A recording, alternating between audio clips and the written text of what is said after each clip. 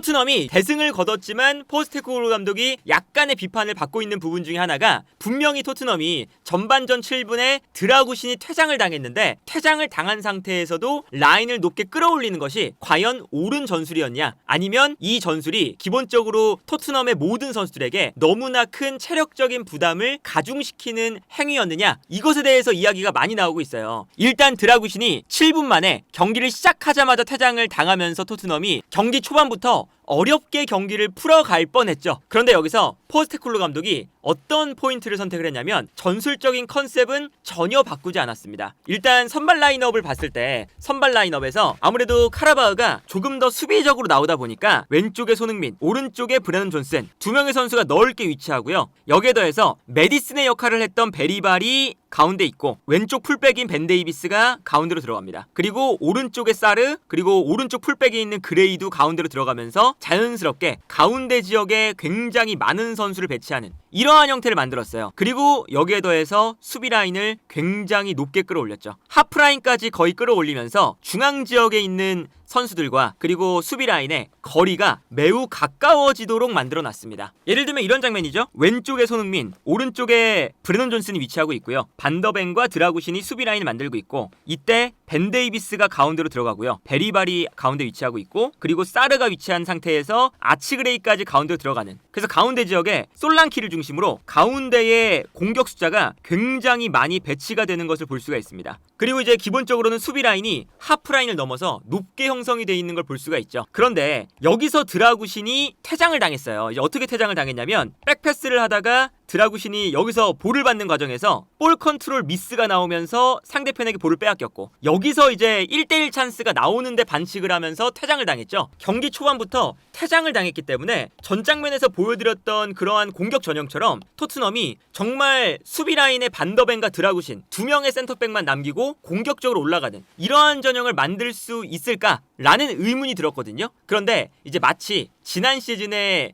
첼시전처럼 퇴장을 2명 당해서 9명이 뛰었는데도 라인을 올렸던 그 경기처럼 어떤 형태가 만들어졌냐면 드라구신이 빠지니까 베리바를 빼고 우도기를 넣습니다. 그 다음에 반더벤, 벤 데이비스, 우도기, 포백을 만들었죠. 그리고 비스마와 사르를 중원에 배치했어요. 이렇게 되면 자연스럽게 미드필더 라인에 한 명의 선수가 줄어든 거죠. 베리발이 빠지는 형태가 되다 보니까. 근데 여기서 토트넘이 똑같은 전술을 유지합니다. 왼쪽에 우도기, 오른쪽에 아치그레이, 가운데로 들어오고요. 벤 데이비스와 반더벤, 이제는 중앙 수비 라인이 바뀌었죠. 중앙 수비 라인을 높게 끌어올리면서 앞쪽에서 중앙 지역의 선수를 많이 배치하고 좌우 측면에 손흥민과 브레넌 존슨이 넓게 위치하는, 그래서 공격 라인과 수비 라인의 간격을 좁히면서 앞쪽에서 볼을 빼앗겼을 때 다시금 볼을 되찾아오는 형태의 전술을 사용하기 시작했어요. 이게 퇴장을 당하고 나서의 토트넘의 공격 전형인데, 이 장면을 보면 순간적으로 중앙 수비 라인이 굉장히 높게 올라와 있습니다. 그리고 가운데 지역에 여전히 풀백들이 가운데로 들어가면서 정말 많은 선수가 배치가 되어 있죠. 그리고 오른쪽에는 브레넌 존슨, 이제 경기장에서 안 보이지만 왼쪽에 손흥민이 위치하는 이러한 형태가 되는 거거든요. 그래서 기본적으로는 토트넘이 수비 라인이 매우 높았어요. 좋은 점과 나쁜 점, 이 두 가지가 있는데, 일단 라인을 끌어올렸을 때의 장점은 수비 라인이 올라가니까 공격 라인과의 거리가 매우 가까워집니다. 이제 그렇다는 뜻은 공격 라인과 수비 라인 간의 거리가 가까워지면서 볼이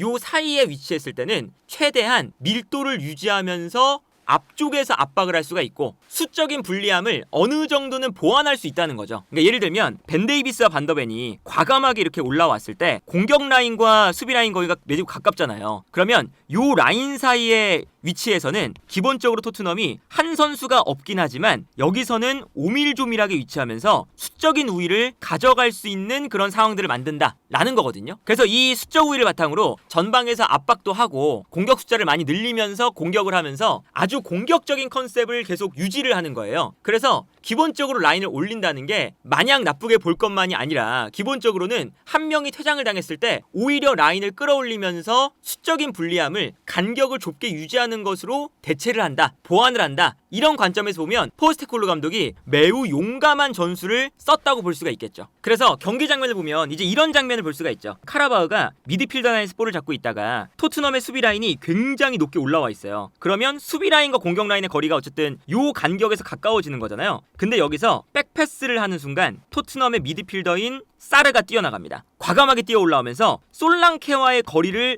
좁혀주기 시작해요. 그러면 이 공간에서는 토트넘이 간격이 좁아지면서 압박을 강력하게 가져갈 수가 있는 거죠. 그래서 이 다음 장면을 보면 사르가 뛰어 올라오고 솔랑케가 앞선에 있으니까 이 간격에서는 토트넘이 순간적으로 상대 팀을 둘러싸는 장면이 나옵니다. 물론 여기서 사르가 올라왔을 때 미드필더의 숫자가 부족하다 보니까 여기서 상대팀이 압박을 이겨내서 패스가 들어간다면 그러면 위험한 상황이 나오겠지만 여기서 이제 모험을 거는 거죠. 과감하게 올라가서 공격수와 미드필더 라인 사이 요 간격을 좁혀주고 여기서 압박을 했을 때 우리가 볼을 빼앗으면 전방 압박에 성공해서 좋은 찬스를 만들 수 있다. 근데 여기서 볼을 빼앗는데 성공을 했습니다. 그러니까 성공을 하자마자 뛰어가는 존슨이 있고요. 존슨에게 패스를 보내주면서 득점이 나왔었죠. 이런 장면이 사실 지난 경기에서 굉장히 많이 나왔어요. 이 장면도 보면 사르가 과감하게 전진하면서 그리고 토트넘의 수비 라인도 과감하게 올라와 주면서 최전방에 있는 공격수와 거리를 가깝게 만들어주고 있어요. 그러다 보니까 선수가 한 명 부족하지만 간격이 좋아지면 이 밀도가 높아지기 때문에 여기서는 수적인 불리함이 그렇게까지 드러나지 않을 수가 있거든요. 요 지역 안에서만큼은. 그러다 보니까 여기서 사르가 또 올라오면서 솔랑키와의 거리를 좁혀주고 이 공간에서 압박에 성공하는 모습을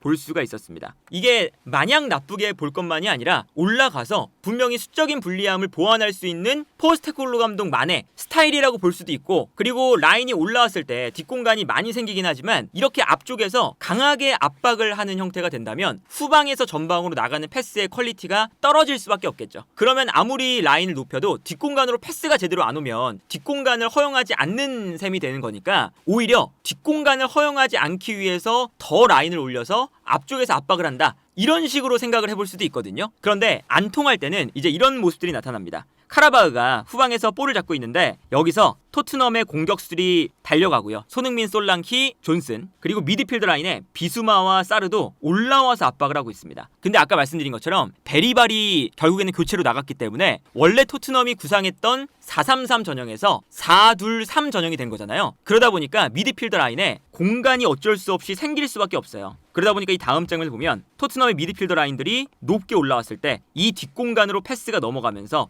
여기서 볼을 카라바흐가 잡습니다. 그런데 여기서 압박이 풀리니까 토트넘의 수비 라인이 엄청나게 높아요. 그리고 상대팀의 공격수들이 뛰어나가고 있죠. 근데 여기서 압박이 안 되는 순간 한 번에 그냥 뒷공간으로 패스를 찔러주기만 하면 정말 순수하게 상대 공격수와 토트넘의 수비수가 스피드 경쟁을 하는 이런 장면이 펼쳐집니다. 뒷공간이 완전히 열린 상태였죠. 물론 이 장면에서 우도기가 공격수의 스피드를 따라잡으면서 마지막에 가까스로 끊어내긴 했지만 매우 위험했던 장면이고 이 장면도 반더벤과 우도기가 높게 올라가 있어요. 그리고 이제 앞쪽에서 눌러주고 있는 상황인데 미드필더 라인에서 순간적으로 압박이 안 됐습니다. 압박이 안 되니까 뒷공간으로 뛰어들어가는 공격수들에게 카라바흐가 편안하게 패스를 보내줄 수 있는 찬스가 생기죠. 그러다 보니까 여기서도 앞쪽에 뛰어나가는 공격수에게 먼저 패스를 보내주고 뛰어나가는 다른 공격수에게 스루 패스를 찔러주면서 토트넘의 뒷공간이 완벽하게 또 무너질 뻔한 장면입니다. 그러면 이 장면에서 토트넘의 수비수들은 뭐 다른 거 없이 스프린트를 통해서 이 뒷공간을 커버해야 되는 이런 미션에 처하게 되는 거거든요.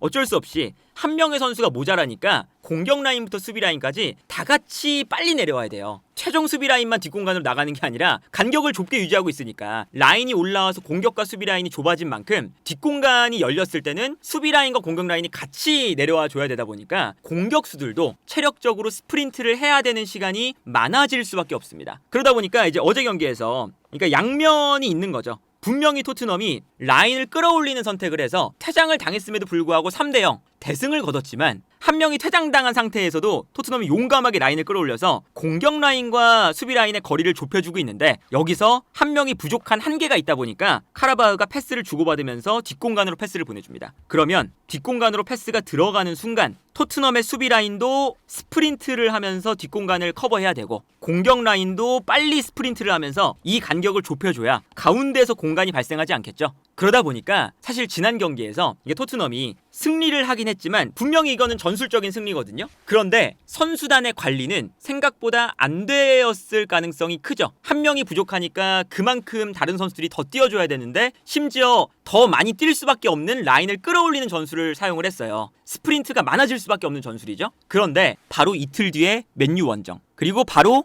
3일 뒤에 페렌체바로시, 헝가리 팀입니다. 유로파리그 원정길을 떠나야 돼요. 물론 이제 이 맨유 경기와 페렌체바로시와의 경기가 그래도 어느 정도 시간은 좀 있어요. 한 3일, 4일 정도가 있긴 한데 그래도 이 험난한 원정길을 떠나야 되는데 카라바흐와의 경기에서도 체력 관리가 안 됐다. 그리고 이 페렌체바로시 경기 다음에는 바로 3일 뒤에 브라이튼 원정입니다. 지금 맨유 원정, 페렌체바로시 원정, 브라이튼 원정, 이 3연 원정을 앞둔 상태에서 포스테코글루 감독은 분명 이번 경기에서 전술적인 승리를 거두긴 했지만 선수들의 체력을 어쩔 수 없이 쓸 수밖에 없는 전술을, 더 가중시킬 수밖에 없는 전술을 선택을 한 거죠. 그러다 보니까 이게 뭐 결국에는 결과론적인 이야기인 거지만 뭐 손흥민 선수에게 과부하가 온 거, 이런 것도 손흥민 선수가 조금은 덜 뛰게 만들면서 체력적으로 좀 보존을 하면서도 승리를 할 수 있는 방법은 없었을까, 이런 거고, 만약에 이제 장기적으로 봤을 때 맨유전 그리고 페렌체바로시, 브라이튼 이 험난한 일정이 계속되는데 카라바흐전에서 새 체력 소모를 하기 때문에 맨유전에서 체력 관리가 안 되고, 맨유전에서 체력 관리가 또 안 되면서 페렌체바로시 안 되고, 페렌체바로시전이 또 안 되면서 브라이튼전 안 되고, 연쇄적으로 스노우볼이 굴러갈 수도 있으니까 이게 이제 다른 팀들을 보면 맨시티 같은 경우나 아스날 같은 경우나 이런 팀들도 퇴장을 당했을 때는 어느 정도 관리를 하면서 1대0 경기, 한 점 차로 승리하는 경기를 만들려고 노력을 할 때가 많아요. 특히나 최근에 아스날 같은 경우에는 최근에 시간을 엄청 끌죠. 이제 라이스가 퇴장을 당했었고, 최근에 웨데고르 부상, 메리노 부상, 뭐 부상자도